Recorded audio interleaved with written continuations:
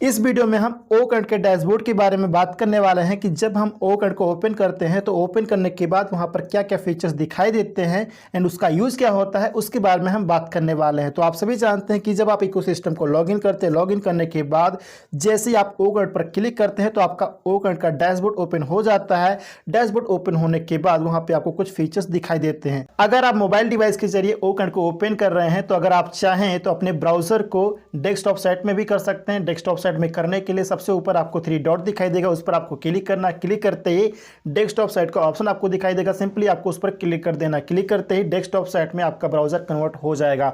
आप mobile site में भी यूज कर सकते हैं या फिर डेस्कटॉप साइट में भी यूज कर सकते हैं। ये आपकी चॉइस है किस तरीके से आप ओकर्ड को यूज करना चाहते हैं अपने ब्राउजर के थ्रू। तो ये आपकी चॉइस है, आप अपने हिसाब से सिलेक्ट कर सकते हैं। जिस तरीके से यूज करने में आपको आसानी होती है उस तरीके से आप सिलेक्ट कर सकते हैं। मोबाइल डिवाइस के जरिए अगर आपको मोबाइल साइट में यूज करना पसंद है तो आप उस तरीके से कर सकते हैं। डेस्कटॉप साइट में यूज करना पसंद है, अच्छा लगता है, आपको आसानी होती है तो उस तरीके से भी अपने ब्राउजर को कर सकते हैं, कोई दिक्कत नहीं है फ्रेंड। हाँ, फर्क इतना रहेगा, अगर आप अपने ब्राउजर को मोबाइल साइट में किए हुए हैं मोबाइल डिवाइस के जरिए तो कुछ फीचर आपको छिपे हुए दिखाई देंगे, और अगर आप मोबाइल डिवाइस के जरिए अपने ब्राउजर को अगर आप डेस्कटॉप साइट में कन्वर्ट कर लेते हैं तो सभी फीचर्स आपके सामने दिखाई देते हैं। इतना फर्क होता है और आप अच्छे से यूज कर पाते हैं। तो ये आपकी चॉइस है किस तरीके से आप यूज करना चाहते हैं। चलिए अब हम बात करते हैं ऑप्शंस के बारे में, यानी कि फीचर्स के बारे में। जब आप ओकर्ड को ओपन कर लेते हैं, ओपन करने के बाद डैशबोर्ड आपके सामने ओपन हो जाता है तो सबसे ऊपर आपको राइट साइड में 2-3 ऑप्शन आपको दिखाई देते हैं। पहला आपको दिखाई देगा नेटवर्क स्ट्रेंथ। ये बहुत ही अच्छा ऑप्शन यहाँ पर दिया गया है क्योंकि ऑटोमेटिकली आपका जो नेटवर्क स्ट्रेंथ होता है वो वहाँ पर दर्शाता है, जो स्पीड होती है, जो कनेक्टिविटी होती है वो वहाँ पर शो करता है। ये बहुत ही अच्छा ऑप्शन यहाँ पे दिया गया है। इसके जस्ट बगल में आपको 3 लाइन दिखाई देगा, अगर आप उस पर क्लिक करेंगे तो किसी किसी को यहाँ पे बिकम एन एफिलिएट का ऑप्शन नजर आता है, तो उस पर आपको कुछ नहीं करना, उसको ऐसे ही इग्नोर कर दीजिए। मेरे हिसाब से यहाँ पर यूजर एग्रीमेंट आना चाहिए था बट अभी आया नहीं है, उम्मीद करता हूँ कि बहुत ही जल्द आएगा। और अगर आप बिकम एन एफिलिएट पर क्लिक करेंगे तो क्लिक करने के बाद आपका वहाँ पे ब्लैंक दिखाई देगा पूरा, ना ही आपका नेम वहाँ पे दिखाई देगा, ना ही ईमेल एड्रेस, कुछ भी वहाँ पर आपको दिखाई नहीं देगा। और अगर आप कंट्री सेलेक्ट करना चाहें तो कंट्री से आप सिलेक्ट कर सकते हैं, आप साइन भी अच्छे से वहाँ पर नहीं कर पाएंगे। और अगर आप सब कुछ करके एक्सेप्ट पर क्लिक करेंगे तो आपका एक्सेप्ट भी नहीं होगा। इसलिए आप बिकम एन एफिलिएट का अगर आपको दिखाई देता है, सभी को दिखाई नहीं देता है, किसी किसी को दिखाई देता है, अगर किसी को दिखाई देता है तो उसको इग्नोर कर दीजिए, वहाँ पर आपको कुछ नहीं करना है फ्रेंड्स। इसके बाद आपको वहाँ पर कुछ ऑप्शन और भी नजर आएंगे, जैसे कि आपका माई एफिलिएट लिंक नजर आएगा। वही आपका जो इकोसिस्टम में दिखाई देता है वही यहाँ पर भी दिखाई देता है, माई एफिलिएट लिंक। आपका सेंड इनवाइटी का भी ऑप्शन दिखाई देगा। आपका क्रेडिट्स, जो भी आपके वॉलेट में क्रेडिट रहेंगे वो भी आपको दिखाई देगा। OS ID आपका दिखाई देगा। प्रोफाइल नेम वहाँ पे प्रोफाइल का ऑप्शन रहता है तो उस पर आप क्लिक करेंगे तो वहाँ पर आपका प्रोफाइल सेटिंग दिखाई देता है, आप उसको भी चेक कर सकते हैं। आपका FAQs रहता है, FAQs वही है जो आपके इकोसिस्टम में अवेलेबल है। इसके बाद आपका ticket status, user manual, documents, delete account, log out, ये सारे ऑप्शन जो आपके इकोसिस्टम में अवेलेबल है वो चीज़ आपको यहाँ पर भी दिखाई देता है। ध्यान रखिएगा, डिलीट अकाउंट पर आपको क्लिक नहीं करना है फ्रेंड। अगेन रिपीट करता हूं, डिलीट अकाउंट पर आपको क्लिक नहीं करना है, राइट। ये चीज़ें आप ध्यान रखिएगा। इसके बाद अगर हम लेफ्ट साइड की बात करें तो लेफ्ट साइड में सबसे ऊपर कॉर्नर में आपको एक सर्कल जैसा दिखाई देगा, जो भी आप उसको समझ सकते हैं। और जैसे ही आप उस पर क्लिक करेंगे तो आपके सामने कुछ अपकमिंग टूल्स की लिस्ट ओपन हो जाएगी, उसको आप चेक कर सकते हैं, समझ सकते हैं। उसी के जस्ट बगल में एक एरो जैसा सिंबल आपको दिखाई देगा, उस पर आपको क्लिक करना है। और ये चीज़ आपको क्लिक करने की जरूरत नहीं पड़ेगी अगर आप मोबाइल डिवाइस के जरिए ओकर्ड को ओपन किए हुए हैं। और अगर अपने ब्राउजर को आप डेस्कटॉप साइट में कर लेते हैं तो ये चीजें आपको आपके सामने ही दिखाई देंगे। एरो का सिंबल आपको दिखाई नहीं देगा, उस पर आपको क्लिक करने की जरूरत ही नहीं पड़ेगी। लेकिन अगर आपने अपना ब्राउजर मोबाइल साइट में ही किया हुआ है तो आपको एरो पर क्लिक करना होगा। आई होप ये पॉइंट आप लोग समझ गए होंगे। तो एरो पर अगर आप क्लिक करेंगे तो आपके सामने कुछ और भी फीचर नजर आएंगे, जैसे कि आपका यहाँ पे नजर आएगा आपका इकोसिस्टम का डैशबोर्ड भी नजर आएगा। डैशबोर्ड हो गया, ओ मेल, ओ नेट, ओ टीम, ओ फाउंडर, ओ ट्रैकर, ये सारे ऑप्शन आपको नजर आएंगे। अगर आपको इकोसिस्टम के डैशबोर्ड पर जाना है तो सिंपली आपको डैशबोर्ड पर क्लिक कर दीजिए। क्लिक करते ही आप इकोसिस्टम के डैशबोर्ड पर पहुंच जाएंगे, या फिर अदर टूल्स जो यहाँ पे दिख रहे हैं, अगर आप उस पर क्लिक कर देते हैं तो आप उस पर्टिकुलर टूल में पहुंच जाएंगे फ्रेंड्स, यानी कि वो टूल आपके सामने ओपन हो जाएगा। फॉर एग्जांपल अगर आप ओनेट पे क्लिक कर देते हैं तो आपके सामने ओनेट ओपन हो जाएगा। जैसे कि आपका ओनेट ओपन हुआ है तो उसी प्रकार से आपका ओनेट भी उसी समय ओपन हो जाएगा। इस प्रकार से आप उसको चेक कर सकते हैं।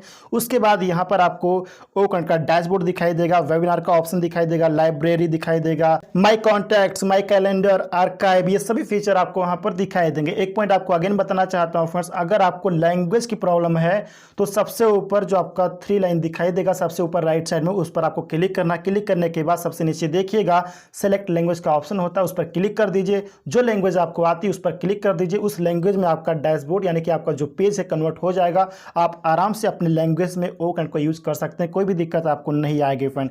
चलिए अब हम डैशबोर्ड की बात करते हैं। अगर आप डैशबोर्ड पर क्लिक कर देते हैं तो क्लिक करने के बाद आपके सामने डैशबोर्ड का पूरा पेज ओपन हो जाएगा। यहाँ पर आपका upcoming webinar, past webinar, cancel webinar, all webinar, ये सभी डिटेल आपको दिखाई देंगे। यानी कि जो भी आप वेबिनार करते हैं, जो इवेंट आप क्रिएट करते हैं, उसकी पूरी लिस्ट यहाँ पर आपको दिखाई देगी। नंबर आपको दिखाई देगा, कितना वेबिनार आप कर चुके हैं, यानी कि पास्ट वेबिनार कितना आप कर चुके हैं वो नंबर आपको यहाँ पर दिखाई देगा।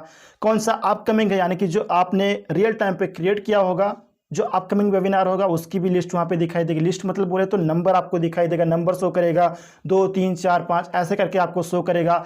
ऑल वेबिनार में अगर आप जाएंगे तो आपने जितने भी इवेंट क्रिएट किए हैं, जितने भी वेबिनार क्रिएट किए हैं, उसकी पूरी लिस्ट आपको यहाँ पर दिखाई देगी। तो इस प्रकार से आप वेबिनार की रिगार्डिंग अपने डैशबोर्ड पर चेक कर सकते हैं कितना वेबिनार हो चुका है, 2 हो चुका है, 4 हो चुका है, कितना आने वाला, 1 आने वाला, 2 आने वाला, कितना कैंसिल हो चुका है, वो पूरी लिस्ट आप यहाँ पर चेक कर सकते हैं फ्रेंड। इसके अलावा अगर हम वेबिनार की बात करें तो वेबिनार में अगर आप जाएंगे तो वेबिनार में आपका upcoming, past, cancelled and create webinar, यानी कि जो वेबिनार बीत चुका है उसकी लिस्ट आपको दिखाई देगी, जो वेबिनार आपका कैंसिल हो चुका है उसकी लिस्ट आपको दिखाई देगी, और जो वेबिनार आने वाला अगर आपने रियल टाइम पे क्रिएट किया हुआ है, आपने टाइम दिया हुआ है, शेड्यूल दिया हुआ है, ड्यूरेशन दिया हुआ है, तो उसकी पूरी लिस्ट आपको अपकमिंग वेबिनार में दिख जाएगा। अगर आप कोई वेबिनार क्रिएट करना चाहते हैं तो सिंपली आप क्रिएट वेबिनार पर क्लिक करके अपना वेबिनार क्रिएट कर सकते हैं। वेबिनार के बाद आपको नेक्स्ट फीचर वहां पर दिखाई देगा लाइब्रेरी। अगर आप लाइब्रेरी पर क्लिक करेंगे तो आपके सामने 3 ऑप्शन ओपन होंगे। पहला मीटिंग हिस्ट्री, दूसरा टेम्पलेट्स, तीसरा प्रेजेंटेशन। अगर आप मीटिंग हिस्ट्री पर क्लिक करेंगे तो आपके सामने मीटिंग हिस्ट्री का पूरा पेज ओपन हो जाएगा। वहां पर आपको डेट भी सिलेक्ट करने का ऑप्शन दिया जाएगा। आप डेट को सिलेक्ट करके भी अपनी मीटिंग हिस्ट्री को देख सकते हैं। मीटिंग हिस्ट्री में क्या होता है, जितने भी आप मीटिंग कर चुके होते हैं उसकी जो लिस्ट होती है वो आपको यहाँ पर दिखाई देता है। यहाँ पर आपको लिस्ट में आपका सीरियल नंबर दिखाई देता है, इवेंट ID दिखाई देता है, इवेंट नेम आपको दिखाई देता है, डेट एंड टाइम दिखाई देता है। साथ में यहाँ पर आपको रिकॉर्डिंग्स, अगर आपने रिकॉर्डिंग की हुई है वेबिनार की अपनी मीटिंग तो वो भी आपको यहां पर दिखाई देता है। प्रेजेंटेशन फाइल, अगर आपने कुछ प्रेजेंटेशन किया है, कुछ फाइल शेयर किया है तो वो भी आपको यहां पर दिखाई देता है। वेबिनार वीडियो, अगर आपका कोई वेबिनार वीडियो है वो भी यहां पर आपको दिखाई देता है। चैट, जो चैट होता है वहां पर ये भी दिखाई देता है। साथ में आपका स्क्रीन कैप्चर, अगर आपने मीटिंग में स्क्रीन कैप्चर का यूज किया है तो वो भी आपको यहां पर दिखाई देगा। लास्ट में रिमेनिंग डेज यानी कि कितना दिन बचा हुआ है, क्योंकि फ्रेंड्स जो आपकी मीटिंग हिस्ट्री होगी वो मीटिंग हिस्ट्री में यानी कि उसका डिटेल केवल और केवल 30 दिनों के लिए ही रहेगा। 30 दिन के बाद क्या होगा, वो आपकी मीटिंग हिस्ट्री आर्काइव फोल्डर में मूव कर दिया जाएगा, ऑटोमेटिकली मूव कर दिया जाएगा। तो वहां पे रिमेनिंग डेज दिखाई देगा, कितना दिन बचा हुआ ये भी आपको वहां पर दिखाई देगा फ्रेंड। इसके बाद में दूसरा जो फीचर दिया गया है, दूसरा जो ऑप्शन दिया गया है उसमें टेम्पलेट्स। अगर आपने कोई टेम्पलेट सेव किया हुआ है तो उसकी पूरी लिस्ट यहाँ पर दिखाई देगी। सारे टेम्पलेट्स आपको यहाँ पर दिखाई देंगे जो भी आपने सेव किए हुए हैं। इसके बाद प्रेजेंटेशन पर अगर आप क्लिक करेंगे तो क्लिक करने के बाद अगर आपने कोई मीटिंग की है उसमें अगर आपने कोई प्रेजेंटेशन शेयर किया है, कोई अपने इमेज अपलोड किया है, कोई आपने PDF, PPT, एक्सेल फाइल कुछ भी आपने अपलोड किया हुआ है तो वो सभी फाइल आपको यहाँ पर दिखाई देगा। साथ में आपको अपलोड करने का ऑप्शन भी दिखाई देगा। अगर आप अपलोड पर क्लिक करेंगे तो आपके सामने गैलरी में जाने का ऑप्शन आ जाएगा। गैलरी में जाके image, PDF, PPT, excel file जो भी आपको अपलोड करना है वो आप अपलोड कर सकते हैं। अपलोड करने के बाद क्या होगा, वो यहाँ पर सेव रहेगा। और अपलोड करने से क्या होगा, जितने भी फाइल आपने अपलोड किया हुआ है, सेव किया हुआ है, तो जब भी आप कोई मीटिंग करेंगे वहां पर अगर आप प्रेजेंटेशन पे क्लिक करेंगे तो प्रेजेंटेशन पर क्लिक करते ही वो सभी फाइल, सभी डॉक्यूमेंट आपके सामने आ जाएंगे। उनको आप अपने प्रेजेंटेशन में यूज कर सकते हैं, या फिर वहां भी अपलोड का ऑप्शन दिया जाएगा, वहां से भी अपने फाइल को आप सेलेक्ट कर सकते हैं। इमेज हो गया, PDF हो गया, PPT, पीपीटी, एक्सेल कुछ भी हो गया, आप वहां से अपलोड करके यूज कर सकते हैं अपने प्रेजेंटेशन के लिए, कोई दिक्कत नहीं है फ्रेंड, ये इसका यूज होता है। ये रहा आपका लाइब्रेरी फीचर। अब हम बात करते हैं माई कॉन्टैक्ट्स फीचर के बारे में। जी हाँ फ्रेंड्स, वहाँ भी आपको यानी कि ओ कनेक्ट में भी आपको माई कॉन्टैक्ट का फीचर दिया गया है। ये वही फीचर है जो आपके इकोसिस्टम में ऑलरेडी अवेलेबल है। जितने भी आपके यूज़र हैं, जितने भी आपके माई कॉन्टैक्ट्स हैं, वो यहाँ पर शो करेंगे। शो करने का मतलब क्या होता है कि जब भी आप कोई वेबिनार क्रिएट करते हैं, लिंक क्रिएट करते हैं वेबिनार ऑर्गेनाइज करने के लिए, तो वहाँ पर अपने माई कॉन्टैक्ट को सिलेक्ट करके उनको ऑटोमेटिकली वेबिनार का लिंक आप भेज सकते हैं। जितने भी आप लोगों को सिलेक्ट करेंगे तो उनको ऑटोमेटिकली आपके वेबिनार का लिंक पहुंच जाएगा। इसलिए यहाँ पर माई कॉन्टैक्ट्स भी इंटीग्रेट किया गया है। अगेन रिपीट करता हूँ, ओ कनेक्ट में माई कॉन्टैक्ट्स को भी इंटीग्रेट किया गया है। जिस चीज़ की ज़रूरत पड़ती है वो चीज़ यहाँ पर इंटीग्रेट हो ही जाती है। किसी भी टूल की आप बात कर लें, हर एक टूल में वो चीज़ इंटीग्रेट हो जाएगा जिसकी ज़रूरत पड़ेगी फ्रेंड्स। इसके बाद आर्काइव फोल्डर आपको दिखेगा, ये फीचर है वहाँ पर आर्काइव फोल्डर। मैंने आपको पहले भी बताया है, मैं अगेन रिपीट कर देता हूँ कि जो भी आपकी मीटिंग हिस्ट्री होगी, जो मीटिंग हिस्ट्री में दिखाई देगा, वो 30 दिन के बाद वहाँ से मूव किया जाएगा आर्काइव फोल्डर में। यहाँ पर आप उसको देख पाएंगे, मतलब रीड कर पाएंगे। वो चीज़ें यहाँ पर मूव कर दी जाएंगी 30 दिन के बाद। तो जो भी चीज़ मूव की जाएगी 30 दिन के बाद मीटिंग हिस्ट्री से, वो सब कुछ आपके आर्काइव फोल्डर में आके सेव रहेगा फ्रेंड्स। लास्ट फीचर दिया गया है माई कैलेंडर। जी हाँ फ्रेंड्स, ये वही कैलेंडर है जो आपके इकोसिस्टम में अवेलेबल है। माई कैलेंडर भी आपका ओ कनेक्ट के साथ इंटीग्रेट हो चुका है। यहाँ भी आप माई कैलेंडर को चेक कर सकते हैं, यूज़ कर सकते हैं। आप सभी जानते हैं कि जो भी आप इवेंट क्रिएट करते हैं, उसका जो डेट एंड टाइम होता है, जो शेड्यूल होता है, वो आपके माई कैलेंडर में भी दिखाई देता है। जैसे कि अगर आप ओ कनेक्ट के जरिए कोई वेबिनार क्रिएट करते हैं, या फिर ओ मेल के जरिए कोई इवेंट आप क्रिएट करते हैं, या फिर ओ नेट के जरिए कोई आप इवेंट क्रिएट करते हैं,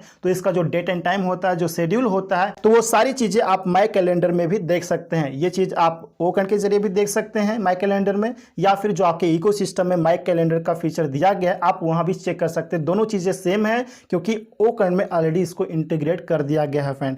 सो ये थे कुछ इंपॉर्टेंट फीचर्स। मतलब ओ कनेक्ट को ओपन करने के बाद डैशबोर्ड पर या डैशबोर्ड के आसपास में जो भी आपको फीचर दिखाई देते हैं, उसके बारे में कंप्लीट इन्फॉर्मेशन मैंने दी है। और नेक्स्ट वीडियो में बनाने वाला हूं जिसमें कंप्लीट फीचर्स की बात करूंगा। कंप्लीट फीचर यानी कि ओ कनेक्ट मीटिंग ज्वाइन करने के बाद एज अ होस्ट वहाँ पे क्या क्या फीचर्स प्रोवाइड किए गए हैं, मीटिंग को रन करने के लिए, वेबिनार को रन करने के लिए वहाँ पे क्या क्या फीचर दिए गए हैं, उसके बारे में हम नेक्स्ट वीडियो में बात करने वाले हैं। सो प्लीज़ नेक्स्ट वीडियो का वेट कीजिएगा, बहुत ही जल्द आपके पास आने वाला, जिसमें आप समझ पाएंगे कि पेड वर्जन में मीटिंग को रन करने के लिए वहाँ पर क्या क्या फीचर प्रोवाइड किए गए हैं। सो उम्मीद करता हूँ फ्रेंड्स कि ये वीडियो आप सभी के लिए काफ़ी ज़्यादा इन्फॉर्मेटिव रही होगी। वीडियो इन्फॉर्मेटिव रही, वीडियो को लाइक कर दीजिएगा, फ्रेंड को शेयर कर दीजिएगा। चैनल को अगर आपने अभी तक सब्सक्राइब नहीं किया है तो सब्सक्राइब जरूर कर लीजिएगा।